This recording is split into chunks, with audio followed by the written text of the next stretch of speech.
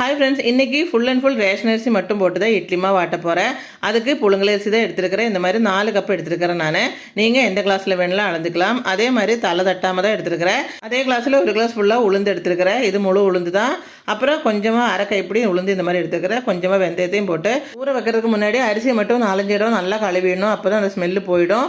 இப்போ வந்து ரெண்டையும் கழுவி ஊற வச்சிடலாம். அதுக்கப்புறம் ஊற வச்சதுக்கப்புறம் இந்த அரிசி தண்ணியை வந்து கொட்டிட்டு வேறு ஃப்ரெஷ்ஷாக தண்ணி ஊற்றிடலாம். இப்போ உளுந்து தனியாக ஆட்டி எடுத்துடலாம். இந்த மாதிரி உளுந்து தனியாக எடுத்தாச்சு. திரும்ப அரிசியும் போட்டாச்சு. எப்போவுமே அரிசி உளுந்து ஊற வச்சுச்சுன்னா அந்த தண்ணி நம்ம வேஸ்ட் பண்ணக்கூடாது. அது போட்டு தான் அரைக்கணும். இந்த ரேஷன் அரிசினால தான் இந்த தண்ணியை வந்து நான் வேஸ்ட் பண்ணிவிட்டு ஃப்ரெஷ்ஷாக தண்ணி ஊற்றுனது. இப்போ நல்லா அரைச்சதுக்கப்புறம் உப்பு சேர்த்து நல்லா கலரி விட்டுக்கலாம்.